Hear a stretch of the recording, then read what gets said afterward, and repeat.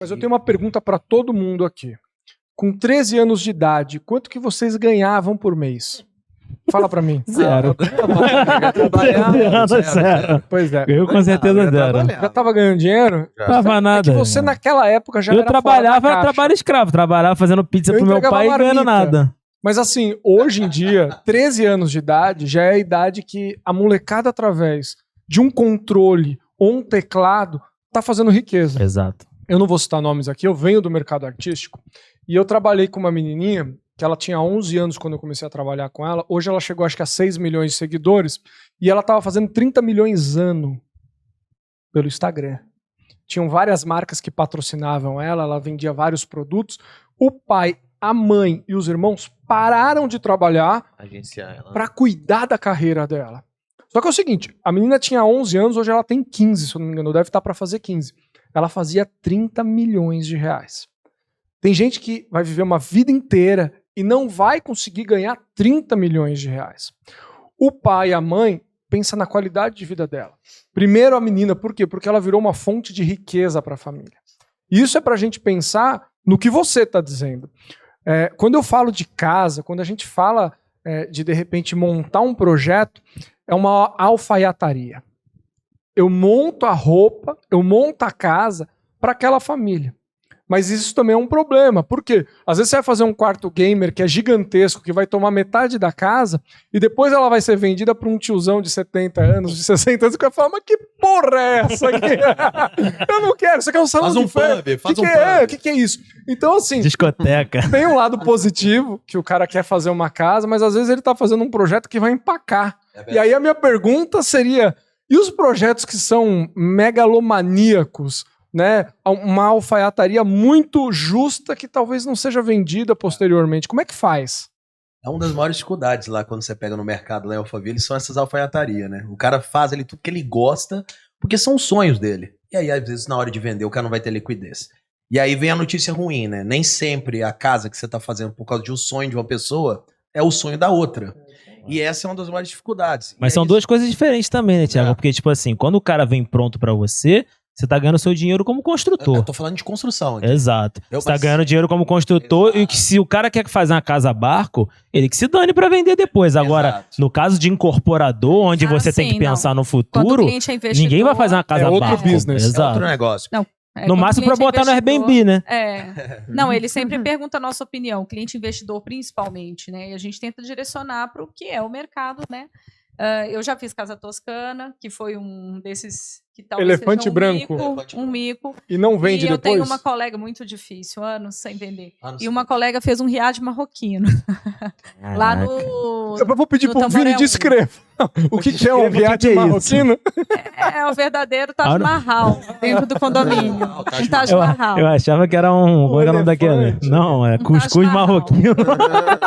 Um Taj Mahal, exatamente. Aí, então, assim, não? muito específico. Não tá à venda, mas vai ter que achar um shake pra comprar no Tamboré 1. É que tem gente nesse mercado que tem tanto dinheiro, ele faz o sonho e não tá tanto preocupado com liquidez. Sabe? Exatamente. Mas me fala uma coisa, algo que a gente observa aqui no mercado de São Paulo, e aí eu acho que pode ser aplicável para vários locais, como a gente tá falando de como o cara sair do zero e chegar no alto padrão, uma coisa que eu observo muito aqui em vocês, principalmente em Thiago, é o estilo, o posicionamento, sabe? Às vezes eu vejo as fotos dele, ele tá lá na obra, com óculos escuros, tá de blazer, um sapato super legal, e você olha assim, poxa, esse cara é um baita de um gestor de obra. O cara nem se suja. É o inverso daquele cara que tá de bota, calçadinho, todo rasgado e todo melecado. Você olha pro cara e faz, vixe, esse cara não é um bom gestor, ele tá lá no meio da obra, batendo a laje. Então eu queria que tu me dissesse, onde foi que tu teve esse insight? Isso é algo desse mercado? Não é, porque a gente tá falando de algo que é muita grana, mas tipo assim, tu já veio desse background, tipo, tá sempre organizado, os clientes gostam disso, ou tu notou que ao longo do tempo, tu se vestindo melhor, se posicionando melhor, agregava mais valor pro teu serviço? O que é que tu conseguiu observar ao longo dessa tua caminhada? Cara, você falou algo aí que é o tudo ou nada, sabe? Porque é impressionante. Quando você tem vários clientes, você começa a querer posicionar o seu projeto, sua obra. E aí você tem duas formas de fazer isso. Isso é uma caminhada de quê? De produtos que você oferta pro seu cliente. Então, assim, o cara que quando você vê um cara só tá fazendo a obra sujo, cara, não tem problema, ele faz a obra bem. Só que a gente não entrega só o produto. Então o que a gente tem? Cara, a gente trabalha com imobiliária, a nossa imobiliária, a gente tem uma inteligência imobiliária. Quando o cliente fala comigo, eu consigo pegar dinheiro para ele, eu falo de crédito. Quando ele senta comigo, eu falo de projeto elétrico, projeto estrutural, eu falo de método construtivo, eu ajudo ele a colocar a chave na mão. A Larissa, a gente, até o final da obra, a gente tem um acompanhamento. Eu emito nota fiscal, que é verdade que tem muita gente que não emite. Esse mercado, só de falar isso, você já tira um monte de gente. Tem um engenheiro de segurança. Imagina, tem gente que não pensa nisso, mas cai uma pessoa na sua obra, bate um tijolo, a pessoa cai de uma altura de 6 metros. Cara, você é corresponsável. Quem está contratando a obra é corresponsável. O construtor é corresponsável. Então, assim, você coloca na sua obra, tem gente que coloca bandido, que tem antecedente criminal. As pessoas não olham isso. A construção do Brasil está mudando. Isso é algo, por exemplo, lá no nosso escritório, a gente contrata todas as pessoas, a gente bate antecedente criminal.